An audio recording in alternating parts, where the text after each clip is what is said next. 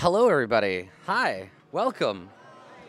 Welcome to our panel, which has a name, but I have forgotten it. It's the Roleplay panel. So, hello. Welcome.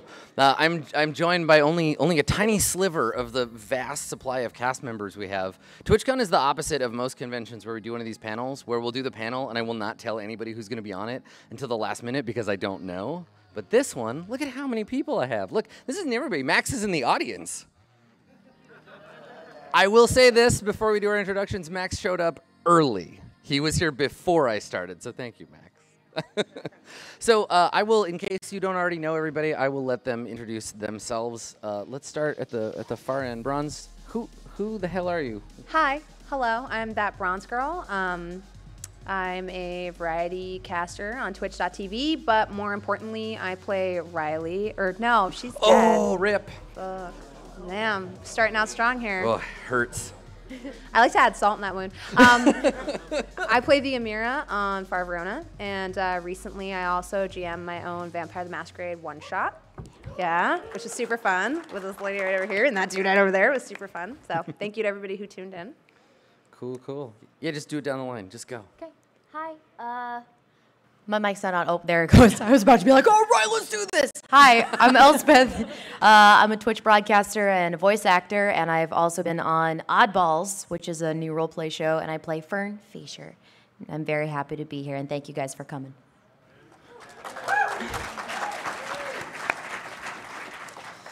I'm Ann Munition, and I am also a variety broadcaster, but you guys probably know me either as Nomi from Far Verona, Rune from Blades. I was on West Marches a few times. I was on Court of Swords for a little bit.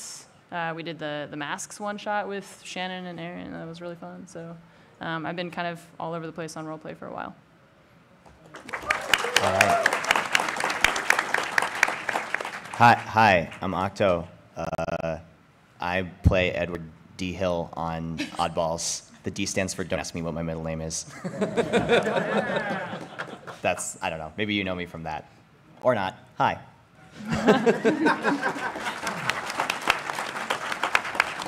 All right, everyone's listening to the characters, so... Go, Jesus. Oh boy, here we go. Court of Swords alone would take you an hour. Yeah, I don't even remember some of those characters. My name is Ipmy JP. I'm the creator of Roleplay. I've been doing this for 5 years with I don't know how many characters. And yeah, I'm happy to have my friends here. Thanks, JP. Yeah. Also, I'm cold. I was going to say Grandma yeah. JP needs her shawl. It's Yes, cool. yes. I'm cold. Hello, I'm Ezekiel III. I've been on tons. Someone in the audience went, what, when you said that? Like, they didn't recognize. I'm Ezekiel III. Holy shit, it's Zeke! Yeah, I usually have a beard and whatnot, but I... Yeah, the beard is what set them off. Yeah, normally he has a beard. No beard. Else is Whoa! different. All right. No, I'm Lala Escart. No. I've just been on done a lot of role playing. I think I've done one-shots. I've done regular shows. I need to actually be louder. Are you kidding? But yeah, I did the Vampire the Masquerade one shot. I've done Blades. I've done D&D, Star Wars, Star Trek. It's in my blood. I love it more than anything else. People ask me what my favorite game is, and it's always role playing. Excellent. Thank you, everybody. All right. Balance of power. So I'm gonna be dungeon mastering this panel. My name's Adam Coble. I've been a GM with Roleplay for just a little less time than it's been around, and I've been responsible for such things as Swan Song, Mirror Shades, Far Verona, Court of Swords, a handful of one-shots, etc., etc. So I have been in this space doing the RPG thing on Twitch for a long time, and I love it. But I want to start by asking all of you, like, 4 hours is a lot of time to sit down and watch people do a thing. How is it that you think people are able to commit to, like, for example, with Court of Swords, almost 100 episodes of a show? We have people who've watched every single thing. RPGs on Twitch. Why? That's a good question. Help me justify the things we do with our lives, because I cannot.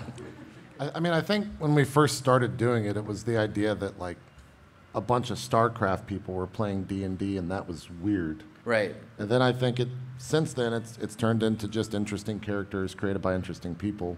and kind of what those stories are and where we take them. And luckily, everyone that's been a part of roleplay is a good storyteller in one way or the other. And so I think that's why people end up sticking around. I find that when I watch it, it's because I can keep an ear on it and still get most of what's going on, because it's an imagination, game. So when I'm watching like Far Verona or something, I can be like, typing or playing a game, but I can still be a part of the story. And it doesn't take much like interactive effort on my part. Yeah. What Zeke said. Good, thank you. Yes, yeah. Let's all piggyback on Zeke and JP's answer. Well, so I guess the flip side of that then is like, why for us, because we're all busy people doing stuff, why dedicate 4 hours a week or 8 hours, or in my case like 20+ hours a week to like doing role-playing games? Why is it good content for you from a broadcaster perspective? Yeah, answer this. I'm curious. shit. Right, that's a fair answer. That's a good answer. It lets you be a character. It lets you be somebody else every time, and it's fun. It's like it's playing pretend, and who doesn't love doing that? That's really enjoyable for me. And being on a team with other really cool people always makes it totally worth the experience. These are so wholesome. Like, what? What's happening? That's a Let's Dodger let Zeke answer. talk. Yeah, I mean, JP asked me to do West Marches like many years ago, and I hadn't done any tabletop RPGs before. I had no experience with it at all, so I was terrified. And then I remember the first few characters I did, I never did an accent for any of my characters, and then JP was like, just try it. I was like, that sounds terrible. I'm not going to do that. He was like, no, just try it. And I was like, all right, fine. So then Rune, I think, was the first character that I did an accent with, and I loved it. And I think that show especially made me really love just creating characters and exploring the characters themselves. And like, I love playing like with Nomi from Far Verona. She's kind of evil in her own way, and I like exploring kind of the ideas that like, this is not obviously what Anne would do, but it is what Nomi would do. And so it's kind of this weird opportunity to like think about morality from a different perspective. I'm going to hold you to that. Anne would not put you out an airlock if you cross her. She said, you heard it here. Well, it depends on how you cross me. So we'll see. I don't know. Just put me near an airlock. We'll find out. That's the heroic arc for Anne in roleplay. She started off terrified of it, and now we're all terrified of her. It's true. So it's good. I really like that answer a lot, especially because the more you play a character, the more you're like, this is what I would do, but this is definitely not what my character would do at all. Yeah. And the more you get into it, you start to think about it less, and it just, the instinctual decision when you're role playing becomes what your character would do. Like instantly, I'm like, a good example that I think of is like when we had the claw in the van for Oddballs, and I had the severed pterodactyl claw, and I was like, oh, he would absolutely put it in his sleeve and pretend he's a hook-handed murderer. That's exactly what I didn't even think about it. I was like, that's just what he would do. And so you sort of really get into that character and what their mindset is. It's fun. Yeah, we ended up chasing a magical shoe, according to Eddie, for... I will not let that go, ever. Which, I'm pretty sure that the shoe is worth nothing, but Eddie is absolutely 100% convinced in the show, so everyone's listening to him go on about this magical shoe. What? I have to have complicated like political discussions. Can I switch shows? Like, what? Look, man. Yeah, that's the Oddballs difference is between, weird. It's the man. difference between Jesse and I. On my shows, complicated psychodrama. Jesse, balls jokes. Every time. I want somebody to go through and tally every time they say grab the balls. You will see me go. What does it mean to be human? I don't know, balls though. That's going to be a shirt. Yeah, right. Yeah, it's the Far Verona Oddballs crossover shirt. Yeah. I like it. One's got the font and then the Oddballs font on the bottom. Yeah. Exactly. Yeah, perfect. Well, so I think that is an appeal for folks being able to kind of step out of that space and to try to like pretend to be someone different for a little while. Mm-hmm. I want to talk a little bit more about Elspeth, about your answer about like being on a team or like working with other people, because I think there is a lot of understanding on Twitch, particularly, that if you want to get big, you got to work with other people. If you want to build your audience, if you want to expose yourself to other broadcasters, you have to work together. But I don't know that a lot of video games necessarily lean themselves into that, whereas you cannot succeed in role-playing by yourself. Right. Like, you have to do it with a group. Mm-hmm. Has that been your impression of playing games? Do you find that you can click with a group and that you work together, or is it a struggle? For me personally, it's very strange at the beginning because you're all, you know, depending on who you're playing with, you might still be getting to know each other. But it's really cool when you know what other people have done. Like on roleplay, I knew that Jesse had a penchant for being very strange, and his stories usually took a really weird kind of turn at some points. Kind of. But I really love that. I love that unexpected kind of story that jumps out at you. I love the Stranger Things aspect of like where the kids are getting into this odd kind of oddballs stuff. They're getting in this odd kind of ball. This odd kind of balls and balls. Oh, so funny. Yeah, but it's great because I love working with people and I love figuring stuff out together. Like when you figure shit out for the first time as a group, you're like, oh my god, we did this and we didn't die and it's great. Yeah. So we're still here and we're not killing each other, and that's always a great feeling. Yeah, it would be nice to succeed every once in a while, right? Jake? Like, Listen, if you want everything to go your way and Yeah. for it to be hand jobs all day long, you can play with Jesse. Yeah. I'm here to win. What are you trying to win? My tears? Yeah, you need eyes to cry, Zeke. Man. That was fucking low, dude. I'm gonna get my walking stick. I'm gonna beat you. So I think that's important. And JP, I wanted to ask you, when you cast a show, when we're putting together a new show, how much do you think about how the players will interact with each other? How much does that go into casting for you? I think it's pretty integral to the cast. Like, I think that there's certain people that are going to be very, I say loud, but I mean that in the positive way on the show. And I think there's people that will also be quiet on the show. And so we try to kind of mix those people together in hopes that there's a balance, right? And also just like working together too. And depending on the DM as well, like you said, there's a difference between you and Jesse, and there's a difference between any other DM. So trying to figure out, working with them to see like if they have anyone they want to work with. I think we've gotten pretty good about casting one-shots recently with Fox, who's one of our new employees, because every one-shot, or the 2 one-shots we've done thus far, like the cast has been great. I've been super happy with that. I mean, you can kind of speak to that with Vampire, and so can Bronze. And Bronze can even speak to it from a DM perspective, where I think we kind of built that show with a lot of your input. Yeah. And it worked out. Yeah, so. it was a great experience. That was literally how it happened. It was like, oh, who are some people you would, like, what system do you want to run? And I picked it. And it's like, there was people that I already had in mind for that. And then we just worked together to kind of like make it work. And yeah, and I got some recommendations from you, and we put it together, and it ended up being amazing. At least I think it did. Yeah, it worked out. It's cool. So it's definitely important to like just know the people that you're trying to get on the shows for sure. Have you ever had any one-shots or shows where the players' interactions with each other surprised you, where people like really got along or butted heads in a way you didn't expect? I mean, I think every show in some sense surprises me one way or the other. Just depending on what's going to happen. It just depends. Like, people can work together, people can work against each other. I'm more into it when they work against each other because they're still friendly in doing so, but they're like, but I want to go to this place. And they're like, no, we're going to go over there. And then there's a medium somewhere. So I think that's more interesting than everyone just kind of following along. For cast members, has there ever been someone that you got paired up with in a show, maybe somebody you didn't know very well before, and playing in the game like surprised you, or you had a moment where you got to interact with them in a way you didn't expect? I've got one I'm thinking of, but I'm going to let you talk first. Yes, I hate Octopimp, and he's Hi. right over there. Hi. Oh, it's so He's the awkward. worst. I know, it's true. I am the worst. And you know what? It's funny because like I didn't intend to be that way initially. You weren't born the worst. I wasn't born the worst. I was made this way. But I was like, he's not.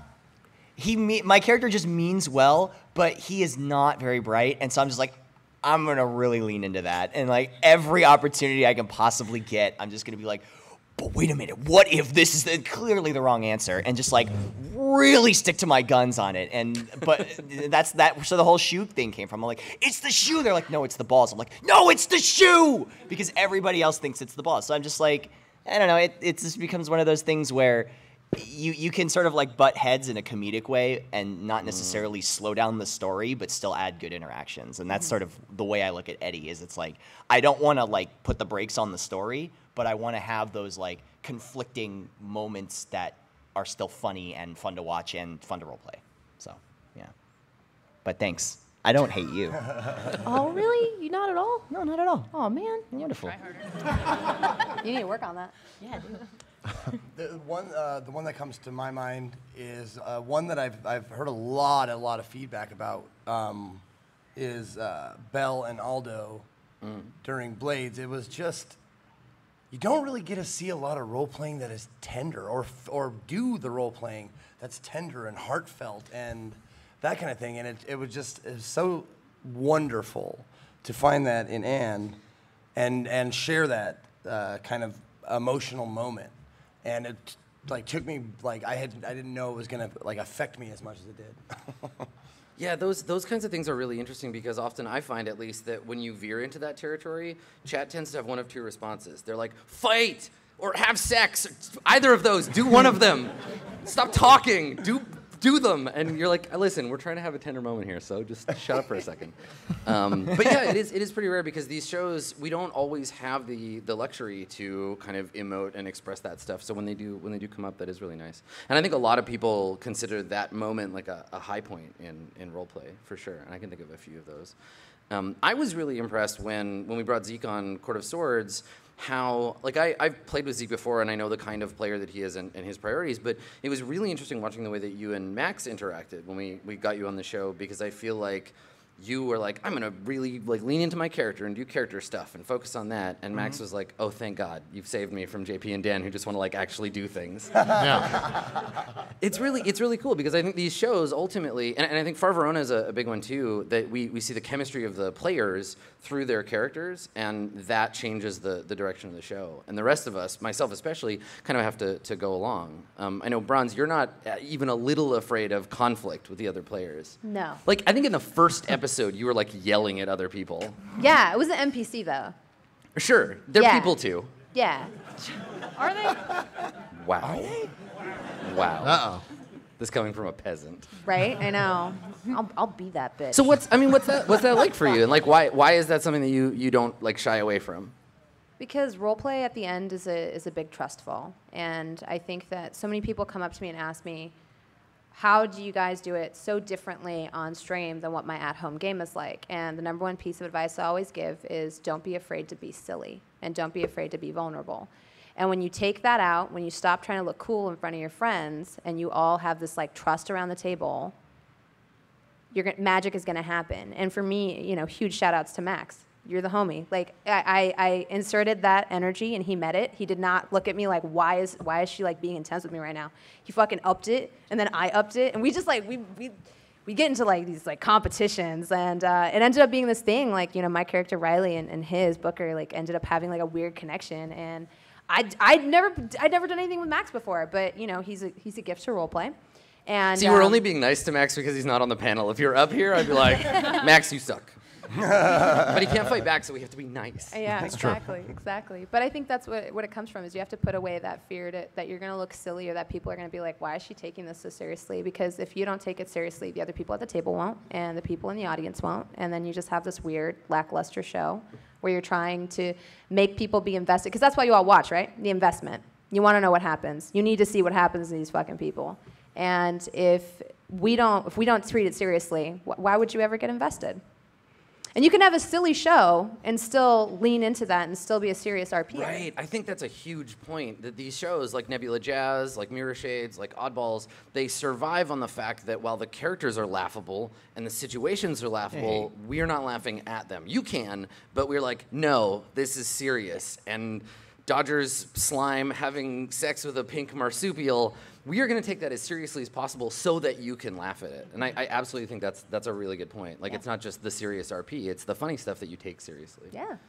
There was ridiculous stuff that happened during the Vampire the Masquerade one shot, but a lot of ridiculous stuff. Yeah. I'm thinking about the seatbelt.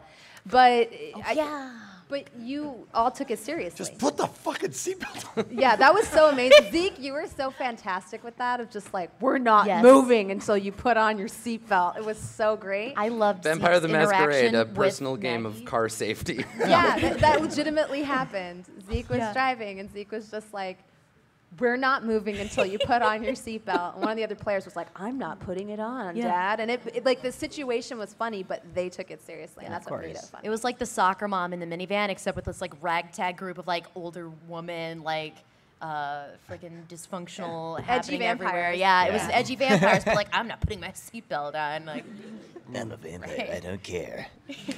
Well, that actually something I wanted to tell everyone who wants to role play or who is like a role playing veteran or whatever. I think it's important to be a good like example of how you want other people to play. Meaning, not copy your style, but I'm saying unafraid, unabashedly whatever you want to be, because if you lead by example, other people will go, oh, it's okay to be like, you know, a little fucked up and crazy sometimes. And it is. It totally is. In fact, it makes it better and more interesting. So I would totally just like reiterate that point. Don't be afraid to look whatever. Well, so that's a great lead into what I was going to ask next. Has there ever been a moment for any of you where you've been in a show and you feel like you've been pushed outside of that comfort zone, right? I think we all have this space that we play and we're like, okay, I feel comfortable like doing a silly voice and like I know the rules, okay. But like, have you ever had a moment where you're like, okay, like this is new and weird, but I'm going to go with it and play it through? Yes. Yes. Yeah. Yeah, I think we kind of all have. Yeah, give me some. Well, this one's the most relevant. I don't like PvP. Yeah. Yeah, I don't like it. I hate it. It's never balanced, and it always feels nasty because it feels like it takes away agency from other players. Yeah. And so, like, for me, as somebody who, like, never engages in it, even the prospect of it is, like, massively uncomfortable. But it's like, this is happening. And you're just like, but I don't want this to happen. But the chat wants blood. And they're like, kill him! Cut his goddamn head off and bathe in his blood. And you're like, oh, man. Well, I know that I does don't sound have any kinda problem nice. with that shit at all. Great. Yeah. Yeah. Well, Zeke had mentioned the scene in Blades that he privately had asked me, like, I kind of have this idea and I want to see how you feel about it and that kind of thing. And I think I had, all these ideas, and I wrote like actually this whole kind of backstory based on what he had told me for Belle, his sister. And then for me, that moment, I was so like terrified because that was like not only the like having this kind of moment with him, but it was me being extremely vulnerable to like have this conversation with him about this emotional thing, like from his deceased sister's spirit, basically. So it was that moment, trying to be like genuinely emotional, was outside of my normal comfort zone since I am a robot. I was about to say having feelings. Having feelings was very weird for me, and then having feelings and then showing them to other people was terrifying. So, but I love how that went, and I thank Zeke for giving me that opportunity. Yeah. JP, you're a veteran. You've been doing this forever. Are there any moments that jump out for you that you were like, okay, this is new and weird, but I'm gonna go with it? Well, the first death meant something. 5 years ago, yeah, when Tutagub died, I remember pretty much everyone was crying at the table, online, which is even weirder. We're just crying in our rooms alone on Skype. Role-playing games, crying in your room alone. Yeah. It's fun. So yeah, that one was definitely new and exciting. But then 100 deaths later, it's like, cool, a new character. Yeah. I think another one too, and we've talked about this just in private, but when we did the Swan Song live show, there was a moment where in that live show we skipped ahead like 100 years or something like that, and there was a character over the course of the however many episodes of Swan Song that Wilbur, my Higgins, my character, had interacted with, and he stumbled upon like a voicemail from 100 years prior, and for whatever reason that like completely fucked me up, and the conversation that we had in character was, it still to this day I think about it a lot. That moment is the like Fry's dog moment. Yes. for this show for Swan Song. Yeah. I'm sad. Yeah. So that was that's probably the one that'll stick with me the most for sure. Yeah, and I think that's the interesting thing is balancing that stuff because you can't really engineer it. You kind of have to let it emerge freeform from the game because the game, if it's all that all the time, it's much harder to come by. Yeah. That's cool, and that's the benefit of being able to play a lot and getting more experience with this stuff. It may not happen in the first few games, but you can see it develop over time as you get more comfortable playing the game. Yeah. Let's talk about Bleed. Has there ever been a moment in a game where something happened and your character was responding, but you got legitimately like upset or angry or like had a real where you're like, oh wait, this is me feeling this, not my character? I think that's like almost every show for most people. Oh my God. Yeah. There were some scenes in Oddballs, without spoiling too much, where Fern is by herself, and it is a terrifying environment. But Fern, being kind of younger, she's not too aware of the world yet. So, like on the other side of this alternate reality, she's by herself, and I'm feeling so scared for her because I know that there's something coming out of this fog that's coming after everybody, and she's just like, yeah, whatever. And then she becomes super fucking scared at like the end of everything. And it was very weird to like this juxtaposition of you playing your character, but you feeling these feelings for your character. It's like an out of body experience almost. You're like, oh fuck, I am so screwed right now. And like it was very strange because I was feeling it so much. I was like, I'm almost in tears for Fern because I'm like, she's really super scared right now, but she wouldn't be crying. So I'm like, okay, just suck it up. It was very strange to have that kind of like reaction to my own character, if that makes sense. It was like I was so wrapped up in the moment that I was like, oh no. Do you think that's easier? Horrible. Do you think that's easier because the characters in Oddballs are kids? Yeah, oh for sure. You feel much more like protective of your own character too because they're much younger. You're like, okay, this is like my younger sibling or something. Yeah, like, not I want to me. make I'll sure. karate kick a door open made of glass. Yeah, I don't care. Exactly. Like I have a younger sister who's not much younger than me, but I was still like envisioning her going through this, and I'm like, oh my god, this is horrible. So Yeah, I think there's a big difference between like an 8-year-old girl and a 15th level fighter. So Yeah. a little that's closer to the Right. material. Yeah, that makes sense. Yeah. I remember during Court of Swords when I felt like I was just continually getting shit on, like over and over again. I felt genuine anger at you. Yes. No, I know. Because you control everything, right? And I have to remember, it's like, it's just a game, relax. It's okay. You're not dead, whatever. But seriously, like, it bubbled up in me because I was like, you have the power to stop this. Nope, I'm gonna take your eyes. I'm like, oh, dude. Yeah. But yeah, definitely real anger.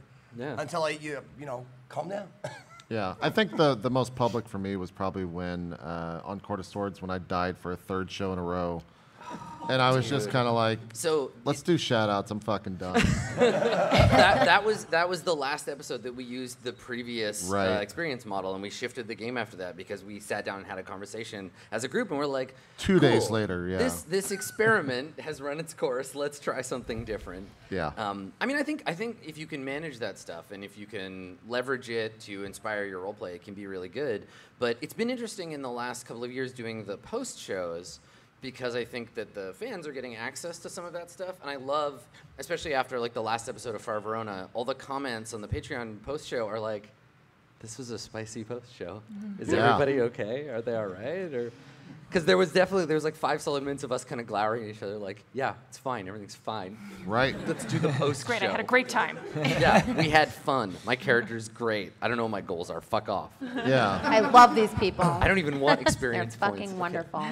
Yeah. Those are always so weird for me because I'm not on them. So like I have speakers and I turn them up and I'll either be talking to Aaron in the next room or I don't know, doing work and responding to emails. And all of a sudden I'll just hear like really loud cursing at someone and I'm like, I have no idea what just happened, but Bronze is apparently mad and let's just move on. Yeah. I feel attacked. I mean, you can put anyone's name in that and Yeah. Max insert is play. mad, Anne is Max mad. does it yeah. too. Yeah. Yeah. So it's been fun. But no, yeah, and it's been really cool for me to be able to share some of that with our audience and to like bring that out, because we have these conversations usually asynchronously over Skype in between episodes, but to actually dedicate time in the post show. And I think this is something that any group, whether you're playing at home or playing on Twitch, like have those conversations, like sit down after the episode and be like, so we all hate each other. How do we get past that and continue to play our game? Because I think it's really important. And then it allows, if you build that safety net, it allows you to, like Zeke and Ann were saying, to be vulnerable in the game. It allows you to have those moments of seriousness and of intensity. So I've been really happy with that, and I feel like we've been able to engage differently as players in that stuff. So when this stuff comes up, it's not just like, cool, see you next week. See you next week, asshole. Hopefully I get over this. Right, yeah. Like, I almost always have played kind of like lawful good characters, Yeah. and so it's scary for me to play this kind of lawful evil, where I feel like in the post show then it's my like, okay, so I wouldn't really do that, and I wouldn't really abandon all my friends after they jumped off a building on top of a spaceship for some reason. Like, I wouldn't just leave, but my character would. And so it's one of the, like, I feel like I have to be like, it's not, like, I wouldn't do that, I swear. I'm so sorry. There's a I know I'm responsible for them dying. I just cry about it every night. It's okay. There's a delicate line, right? Because you want to be true to your character and you want to have the freedom to do things that the other players might not agree with, but you also want to be responsible for the well-being of yourself and for your fellow players, right? Where you're like, cool, so it's the ammunition justification hour. Let's explain why I did the things that I did, right? Don't hate me, hate her. She's awful. I'm great. Yeah. Well, and I think that's really cool, and it does allow us to explore some of those things. And I've certainly found it valuable in my games because they tend to be leaning into those sort of like player stressful environments. That it's nice that I feel like I can safely engage you guys in that stuff. So it's been cool. Something I wanted to ask you, actually. I found that sometimes when you're role-playing, your characters start not liking each other. And I want to know, like, what do you think is the best way to go about, like, dealing with that stuff? Like, anybody can pipe in. Like with characters that don't get along in general? Yeah, I mean, because there has to be, like, a party, right? Yeah, I mean, I think that's the thing, right? Is that having that conversation beforehand about like what the group unit is, and like we had this happen in Court of Swords where a character came to the point where they were like, "Wait a second, I hate you assholes." Right? Yeah. Surprise! I don't want to be here anymore. You're all dicks. I'm gonna leave. And being willing to do that, because the problem that often comes up with like a party structure is that you're like, well, there's always going to be 4 of us, and if somebody leaves, well, wait 5 minutes, a new friend will show up. Like, the next person you meet will be your new best friend for, I don't know, 20 episodes. So like having that conversation and dealing with it kind of case by case, but allowing characters to leave, like letting characters retire, letting characters be like, I don't think I would be part of this group anymore, and not being so attached to the character as a unique thing, but as like you've come in, you've said your piece, and you've left them to do their own thing. When it's 2 NPCs, I don't know. I hate having to talk to myself in character. We love but trying they to love make it. you talk Yeah. to yourself. Yeah, It's it's like, so fun. here's some NPCs. We put them in a room. Everyone leaves the room, and I'm like, cool. Well, we stay with you, and you're like, no, you don't. Make them talk. Do the voices. But yeah, I mean, I think characters don't have to intrinsically get along. Like as long as they have some kind of shared agenda. Like with Far Verona, like you're all in it for your own thing, and that might mean sometimes characters leave, but you have built, as a group, we've built reasons for them to be together, and I think setting that up in advance as part of the show's premise has been a big deal, and that helps a lot. Yeah. For sure. Yeah, it's like we're forced to kind of be in a crew together, which is how an actual military would probably work. Like you would have your squad and that's it. Like those are the people you have to work with. And then along the way you discover that like these characters have moral, just complete opposite different beliefs, and then you kind of have to deal with reconciling that, which is difficult. Yeah. We just make ball jokes on Oddball. I know. I want to switch shows. All What the hell? time. I feel like this Sorry. like overwhelming sense of guilt at like how all the characters are getting along or not getting along because I'm like in charge of this fake crew that's not even real. I typed boobs into a Switch computer. shows. Yeah, you did. There is no underlying tension. We're all just like teenage assholes trying to get through this world. It's so gratifying for me listening to Ann and Zeke talk about this. Like, it's just, I feel My so good. I'm mental like, anguish, Adam, please. it's working. I'm suffering. I'm doing it. Chat. Like, Anne can't sleep at night because she watched her team die, and we're all just like, yeah, balls. Balls. I gotta make how'd I the get on balls. this show? Hey, remember when we taped the balls to you with duct tape and then stuffed them in the bra? Yes. Yep. What a great time that was. Sounds I'm so fantastic. jealous of you. I'm so jealous. I think I'm playing the wrong game. Everyone dies on our shows. Listen, you know what, Zeke, if you want to go play with balls, you're welcome to, but not on my show. Well, I mean, if they're Jesse's. then Yeah. It's a little Right, different. good. Good stuff. I did actually want to add something to that about like working with the people, and it's like when I heard about Ken's character, when I heard about Clarence, I was like, oh, my character is gonna hate him. But then like I started interacting with him, and I was like, no, actually, I love him. He's great. There's a shift with Clarence's character actually that I love. Yeah. I love Eddie's response so much, and again, I don't want to give anything away, but it is really cool what happens in the show because I'm like, of course Eddie would react like that. Yeah. And to piggyback on that, Ken, his acting is just so Ken killed it whoa. the last couple He episodes. just came out of nowhere with Yeah. all these like different like wow. Yeah. I don't again not spoiling. But Don't he's spoil- really no really good at his spoilsies. character. Yeah. And then on Oddballs? So, It's just a giant advertisement. That's all I got. watch Man, Oddballs. come on. So before we open it up for Q&A and invite people to the mics, I just want to ask, so what do you think as players or JP as a producer, what do you think makes someone a good player? Or Bronze in your case, like what makes a good game master? Am I going first? Sure, I don't care. No, you know what? Everybody roll initiative and then we'll resolve in order. Side order, okay. That's a D&D joke. Yeah. That's why, because we're doing the panel a bit. Go ahead. I got you. Initiative's a thing in Dungeons & Dragons. Yeah. That's how you figure out who goes when. Please stop talking. I think what makes someone a good game master is having like that sort of respect for the setting that you're doing, but also like I'll say it from my point of view. So when you start out with any campaign, it's your story, and very rapidly other story. I'm not going to say it becomes the player's stories, but their stories become a part of your story. And a good GM can respect that and balance that versus the overall arc and find a way to weave it together. And it becomes this really emotional journey where you go from 5 people who meet in a tavern to 5 people who you feel like your destinies are tied together.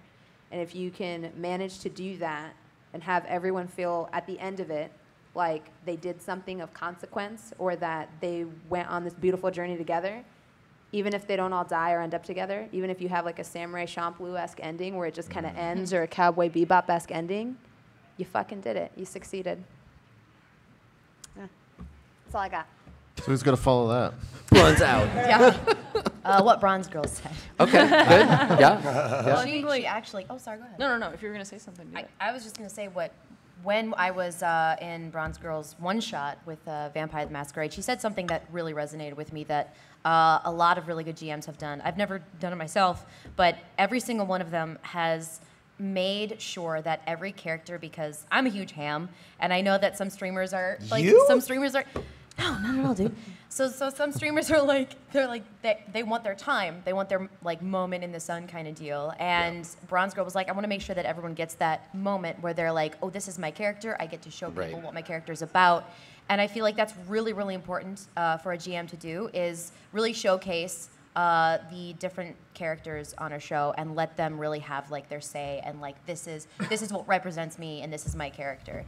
And so I thought Bronze Girl did that super well. Jesse's really good at it. Like I she's definitely, so good. She's I definitely so think, good. yeah, I definitely think that the galaxy brain diagram is like playing an RPG, doing your character well, and then the big one is like highlighting someone else's character in a really cool Yeah. way. That's a huge deal for Yep, sure. Yep. Yeah. I think ultimately, and this just comes from doing this for 5 years, I think it's just like being an effective communicator, which is really like, at the end of the day, 5 years ago, I was pretty bad at that, but D&D and all the other rules that we've done, rule sets that we've done has like helped. And so I think if you're willing to open yourself up to others and you're willing to like communicate effectively or work on it, that like ultimately that will help you in role play. Yeah. Yeah, I like that everybody else's answers are about role-playing games, but I can hear JP's answer is like, answer your emails, send in your invoices on time. That's how you're a good player. Well, I mean, after 5 years, people still Show up in the call half an hour early. Yeah. I think something that makes both effective storytellers and players in a story is adaptability. Just being able to adapt to, I mean, it works both ways, you know, as a player being able to adapt to other players and the environment and what's happening, and basically being like, oh, I know you kind of wanted to, I know you as a player kind of were wanting to do this, but, you know, we as a group and the story is sort of going this way, and effectively sort of steering in that direction and being like, okay, well, you know, I'm going to move my character this way and we're going to go along with this. And same with the storyteller, you know, it's, oh, well, I kind of wanted everything to go this way, but people are sort of leaning towards this way, so I can move them there, but it sort of has to be in a roundabout way. And I think because a lot of times when transitions or people are trying to do something that's a very stark decision, it sort of breaks the immersion a little bit. And so I think adaptability is the best. So it's like a big improv game. It's like a yes and. You're like, okay, cool, we're going to do that, and I'm going to figure out a way to sort of skirt in that direction. Yeah, I think that's true. That there's a definite skill in being able to incorporate someone else's stuff into what you're doing. And Yes. like you said, yes and is really important. I prefer no die, but Okay, yes that's fair. and is also good. Yeah. So yeah, if people have questions, there are mics. You've been to panels before. You know how this works. Go get in a line and then come up to the front and then ask a question. And I'm just rambling to give people time to move up here. So, are you ready? I'm ready. Do it. Okay, there we go. Yeah, you are. So Adam asks what makes a good player or DM, but what makes a good producer for a streamed tabletop RPG? No, die. Oh, sorry. I was trying.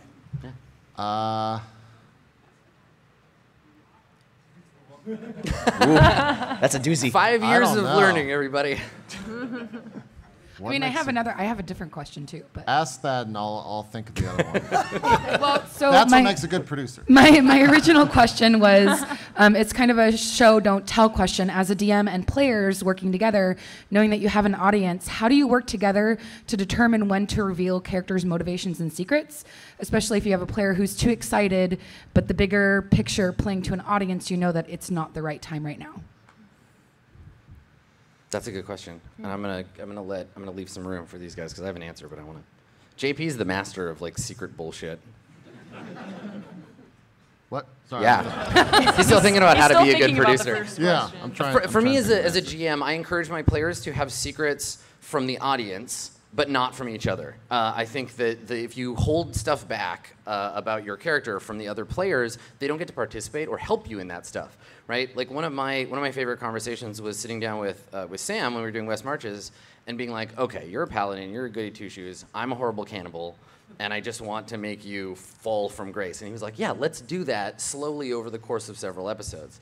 We didn't let chat in on that conversation, but as performers, knowing that and having that to build on has been really valuable. I think it's fun to surprise your fellow players with stuff sometimes too. It's cool to have secrets, but if you have something that you want to be a long-term plan and you want to reveal that to the audience, it's way easier to have help than to be like the big reveal all by yourself.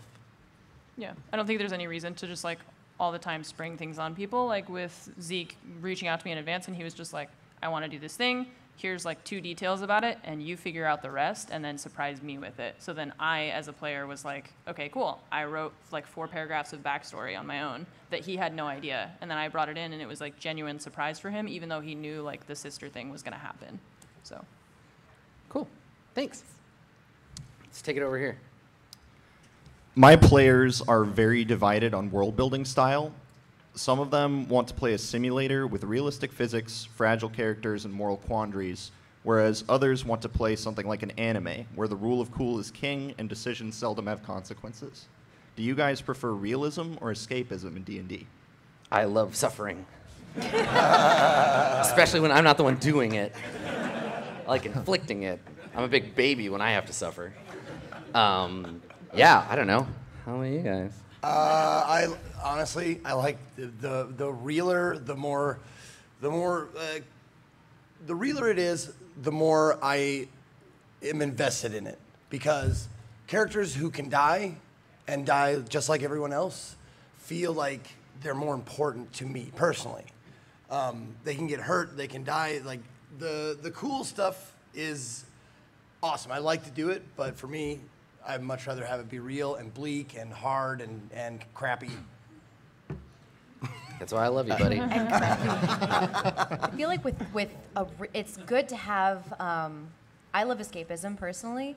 I cry way too easily, so when something gets really real, I'm like, oh god. Yeah, here it don't comes. ever let me GM for you. Yeah. It'll just be like really Yeah, you're not bad ready. for everyone. Wow. There's something to be said for when it's like a fantasy setting or like science fiction, and then you add a dash of realism where it's like, oh, this is actually what's bringing it back to like reality. This is what's more relatable for us as humans, because not all of us are caught in a science fiction dark adventure. So it's cool to have like a fantasy setting. For me personally, I love that setting where it's like this is getting really really hairy and realistic and gross. Like Zeke said, I love when when it starts to become when it starts to relate back to you and your own experiences. That's when it's like, oh, now I'm personally attached to this. Now I'm in this shit forever. It's like, wait, I thought I was dealing with fake emotions, but Yeah. these are real ones. I don't want to do it anymore. I'm actually feeling things. I like both. I do both. As a GM and as a player, I do both. And sometimes it's nice to mix it up, With a group I GM'd a while back, we went through, so we were players together and we had a different GM and the story was like really gritty and, we were playing superheroes in a really dark universe and those stories seldom ever end well. If you read comics, Mm-hmm. And then I became the GM of that same group and we all came together. We had a session 0 and everyone was like, please, for the love of God, do not, I can't handle it right now. I've been on this emotional journey. I can't do it anymore. Can we have something fun? And you can still, like I said, you can still have those really nice emotional moments in a story like that, but I like to change it up personally. I don't have a preference one or the other way. Yeah, I think it's a combination of the right group and the right game, and then like Bron says, you can mix it up, right? Like Far Verona has its church event episodes, right? And you have these little moments. I mean, the Personagetron arc in Court of Swords. I generally consider Court of Swords to be a fairly gritty, serious universe, and then Sean just ruined that. So allowing for that and talking to the group and letting that stuff change around, I think is important. I would also like to add that I think longevity really plays a point. Like, the longer you've been playing with these characters and the longer you've got a feel for everyone who's been playing them, once one of them dies or leaves, that's when it's personally so, if it's really tough for me to deal with. I feel like I've lost a friend or, the death of a character or something like that. One of the first D&D games I've actually ever played was called Fractured Worlds, and one of the characters died, and it was after a year of just playing this every Thursday in front of an audience, I sobbed the rest of the episode. I couldn't contain myself. So I feel like that really plays a part in how you're going to react to a game. I can just hear JP's thoughts No, right now. I'm thinking, man, she needs to be on Court of Swords. Right, JP just thinking, I've seen some shit you don't even know, kid. Yeah. Yeah, so I think the style depends on the group and how long you're going to play and what game you're playing, for sure. Thanks. Thank you. You guys gave some good advice on role-playing and group dynamics and how to get the group invested in the story.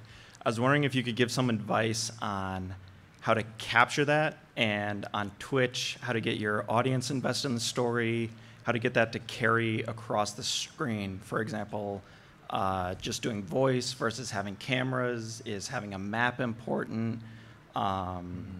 Is avatars important to show on the screen? So getting the here's- audience involved in possibly influencing the story somehow. Or Yeah, just so here's getting what the you do. audience You make a involved mini game, and then you get 3,000 people to play it, and then you spend the whole rest of your life trying to keep them from killing each other. Yeah. And then they're invested, and it's fine, and then you just don't get any sleep ever again. Yeah. Far Verona. I think from my point of view, I think giving the audience as much as you can before it just becomes too much is good. You mentioned avatars and stuff like that.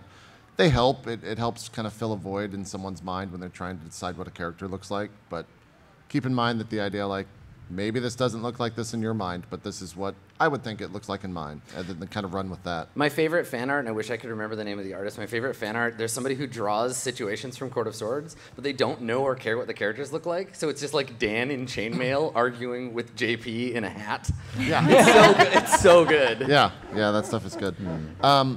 Just trying to display as much information as possible without it being too overwhelming for a viewer is probably what I'd say, which is kind of a non-answer, but it's the balance is important, I think, for what you put out there for sure. Hopefully that helps. Thanks. Hi, my question concerns character creation. So you guys have obviously either played or created a multitude of characters across multiple one-shots, or because your character is brutally murdered a couple episodes in a row. Okay, let's be real. It's not murder, okay? It's like... It's fictional murder. all right. It's real to us. It's fate. Yeah. All right, but when you create these characters, do you have like a personal favorite part of it, whether it's determining their appearance or personality or just like some little quirk that they have? Anything that you guys really just find joy from? I personally love rolling the dice for the stats. Same. And then once I have the stats arranged, then looking at all the, like, for D&D it's 6, right? You look at the 6 stats and go, okay. Right. This is my favorite part, just like sinking into it and be like, all right, he's pretty fast, not very strong, good looking. And then you start just like rolling. That's my favorite part. It's just like, you know, starting with nothing or like a marble block, like Da Vinci, I think Da Vinci said that, like, it's in there. Yeah. Just have to get all the garbage off it. Yeah. Yeah, I would agree. Rolling the dice for me is always the most fun, just to figure out stats. I like trying to get a general sense of like moral compass. And then obviously you're kind of challenged when Adam is like, okay, so your friends are dying. What do you do? I'm like, great, I run away. And so I like the kind of thinking about, you know, what kind of belief system do they have and what kind of like moral compass do they have, and like political things, especially like with Far Verona, like looking at all the different kind of houses and what are my options and what does my character believe in. I love being as detailed as possible with how they look. I love creating and writing the backstory for a character, but most of all, I love saying what they're wearing, what their hair looks like, you know, how they smile, how they laugh, and how they relate to other people in that regard. I feel like it's really important for the audience to have a really clear understanding of how your character looks. So, like that's being said, like when they want to draw like fan art or something like that, they can do more than just like, you know, chainmail or just like someone in a hat. So I really love the idea of making your character as colorful looking as possible. I think my favorite is probably I start thinking about what vibe I want to bring to the table, and then I take that and then build a character around it. So that's like the part I get most hype about is like, am I going to be a sociopath, or am I going to be really laid back and cool, or am I not going to give a shit about anything? That's the first radio button. It's yes or no. Sociopath or no. Okay, now what class am I going to be? Yeah. Like what kind of voice am I going to, you know, bring to the table? Is it going to be a goofy one? Is it going to be like, you know, a more serious one? Or is it going to be one that does not care about what's going on? And, you know, moving outward from there is kind of fun for me. Yeah. When I make NPCs, their sole purpose is to illustrate something about the world, right? So they're there to spur the PCs to action, inform them about something, or for the purposes of chat, to illustrate what the world is like. So if I put a strange creature into Court of Swords, it's there to show you that this kind of creature exists, and the things that they want or believe are there to help the players understand the world around them. So for me, every NPC is an opportunity to ask myself questions about what the world looks like and kind of how it operates. So that's where I start usually. Cool. I like thinking about what kind of funny things I'm going to say as a character. Think about the goofs. I think about all the goofs. No, I mean, that's sort of piggybacking off something that's already said. I like thinking about how they're going to communicate with everybody else.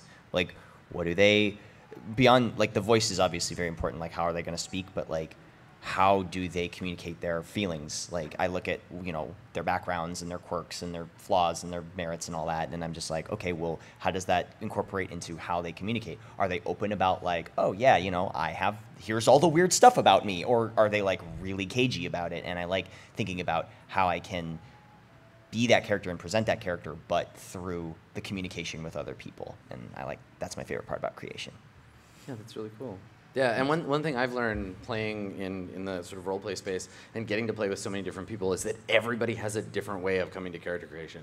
Some people will come to the table with nothing and let the dice decide. Other people will have like a pretty fully fleshed out idea of what the character feels like and then flesh out the mechanics. It's really cool being exposed to it. There's a bunch of different ways you can do it, which is neat. All right. Thank you very much. Yeah, you're welcome. All right, cool. Hi. So I had a question on how you as DMs handle the story so far type scenarios for viewers that jump into a show in the middle of a long-running adventure or whatever? That's how do you do that? What are the best practices? It's a huge challenge, right? Like long-running shows. Like how do we kind of lubricate the process of new viewers who tune in at episode 85? Yeah, Octo, all right. Laugh it up. Laugh it up. This is why I don't play with you. I imagine it has something to do with balls, but yeah. Yeah, I think the answer is Something. hire someone to make recaps is what we would do, but we don't because it's impossible to recap 100 like 400 hours worth of a show. I guess and kind of I don't know if I can actually answer in terms of what I would do if I was just playing with friends. I'd just have a conversation over a beer and tell people what the hell's happened the past couple of episodes. We have the advantage of everything being recorded, right? So if I forget what happened or how I portrayed a character, I can go back and like find that out. But 9 times out of 10, if I can't remember what happened, I'll just ask Twitter. I'll be like, "Yo, what happened 2 episodes ago?" Chat's a pretty good resource, it turns out. Yeah. Oh, and they will also remind you of every single thing that you've forgotten ever. Oh, yeah. Like you're like, oh yeah, I totally still have this like quiver, and they're like, no, you lost that. Adam, the last time you played this character, you used a Welsh accent. Yeah, no, you don't. Like, please. Yeah. Please don't So have it's a double-edged sword. I think we've done a couple of like recap videos, usually before a live show. So we did a little like swan song in 5 minutes, and I did one for Nebula Jazz before we did our live show. But most of the content from that came from me just going onto our community forum and being like, all right, I'm gonna make this video. Help me recap this thing. Right. It's the sort of thing that we could do more often, but I find breaking the show down into arcs is often easier. So like right now, when we say to people who want to watch Court of Swords, I say you can tune in when Zeke joined the show, right? If you want a longer experience, you can join in the beginning of the last arc, right? Here's the episode where we split the party in half and we followed 2 different groups. And so we've really in the last like 2 years or so focused on the idea of seasons within shows. And even with Nebula Jazz, like we'll finish a season and we'll say, okay, are we going to renew the show? Are we going to do another season? And if so, I'll try to plan an arc that's 10 or 12 or 15 episodes long. So it's less about recapping and more about giving people chapters to kind of tune in. And then if they like it, they can go back and they can fill in the backstory. And so that's one way that we've structured that. And that's definitely come from just doing it, from learning it and seeing how a Twitch show is different than a standard tabletop campaign. Yeah. Great. Yeah. Thanks. Totally. You're welcome. Hi guys. Hello. I want to start by saying you're all awesome, and Thank roleplay you. is what got me and I imagine a lot of people into tabletop. Thank you. Actually convinced some of my D&D group to show up with me here. Nice. Awesome. Yeah, man. And so I wanted to ask, we've seen more overt changes, such as with Court of Swords, where you noticed something didn't work out and you wanted to make a change. I wanted to ask if there was something more subtle, like maybe with certain characters, if you felt something wasn't working and you wanted to maybe make some type of change without looking like you were trying to retcon an entire character. So Zeke and I had a conversation not too long ago. Now, he didn't come to me and say, like, Adam, stop punishing me, because he knows that's not going to work. But he was like, can I help guide your punishment in a particular direction so that I can explore a certain aspect of my character, right? Like, I love that stuff. I invite that from my players all the time. And it was really refreshing to have Zeke say, like, I'd like to give myself somewhere to aim this character, so let's talk about what that might look like. So for me, I'm always open to that. And as a GM, obviously, I'm trying to encourage it as players. I think at least for me, a lot of the character direction is from the post shows, kind of like what Adam was saying, especially with Court of Swords, where we'll go in there after a 4-hour episode and kind of talk about everything that happened, and then in my mind, oh yeah, maybe we should go that route, or maybe this character should go that route. That happened pretty recently with the last episode of Court of Swords as well, in that post show, which will obviously influence Tuesday's game. Yeah. Have fun with that, Max. By the way, That's gonna be a fun one. Yeah. Yikes. Have you spoken to Dan since that episode? No. Okay, probably for the best. Well, we're fine. Dan's great. So yeah, I think a lot of that stuff is just, it happens in the post show. And I think that would happen just organically and people having a conversation outside of the show if we didn't do that stuff. Yeah. And I think honestly, like even the idea of doing a retcon within some degree, like I wouldn't roll back a full episode, but like we had a conversation during the post show, and we're still kind of ongoing figuring out what to do with the way the last episode of Far Verona ended, where we're like, do we want to roll back a little bit? Do we want to continue on? And I think it's okay. Like, there's this idea that we have to pretend like everything is immutable, but you can be like, you know what? None of us are happy with that thing that we did. Let's just do it a different way. We have that ability. And I could say, like, in the universe, like, yeah, the guild just retcons everything that happened. Or as a group, we can just say, like, we're not fine with that. We'll do something different. It doesn't happen very often because I think a lot of the strength of role-playing games as a media, as a consumable media, is that permanence of it, right? That idea of, like, you can't say.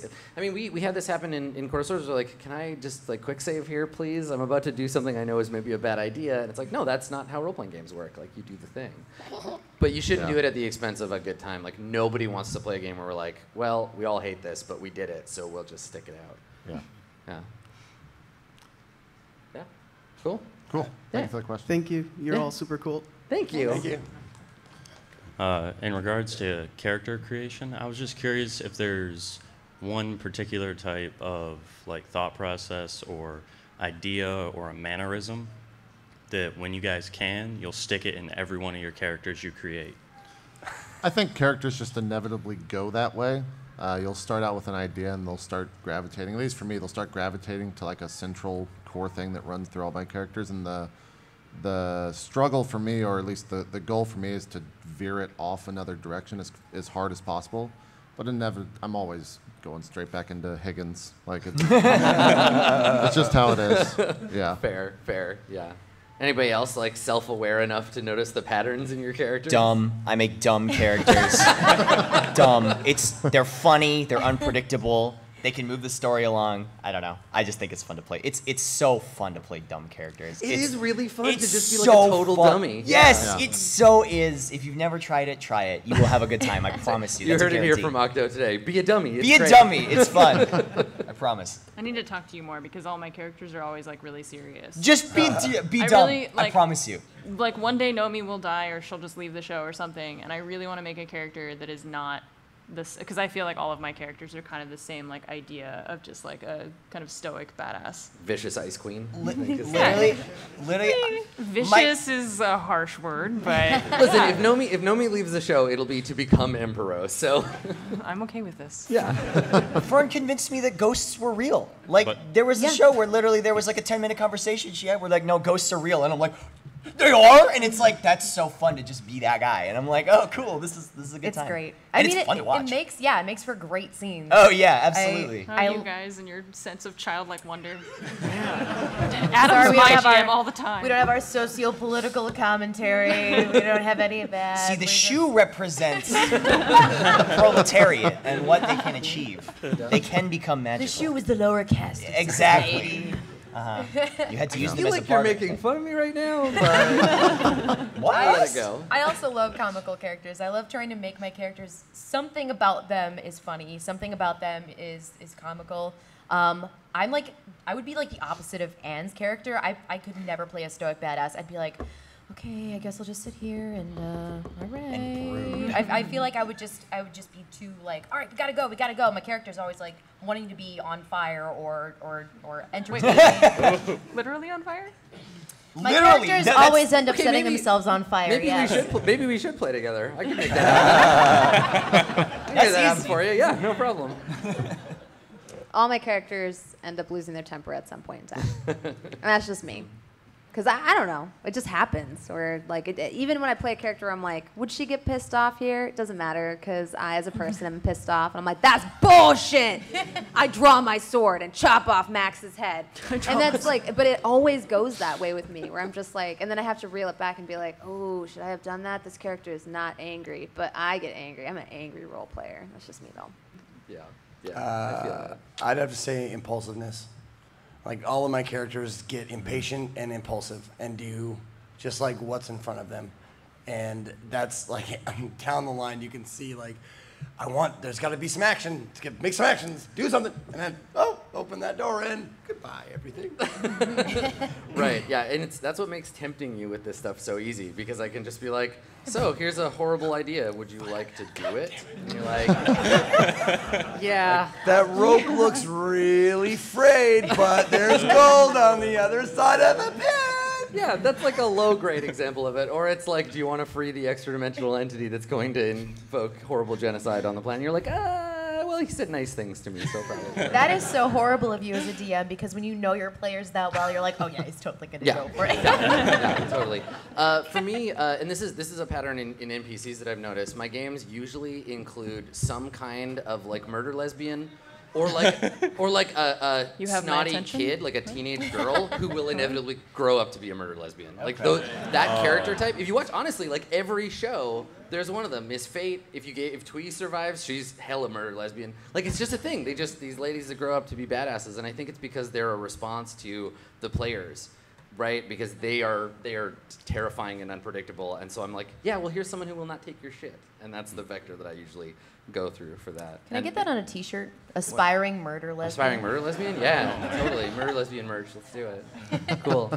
So I think we're actually over time. I've rambled on. Thank you everybody for coming, for your questions. I'm gonna hang out a little bit afterwards. I don't know about these guys. I think they have stuff to do, but I will volunteer to hang out if you have more questions. But thank you for coming. This has been our roleplay panel. Thank you. Thank you.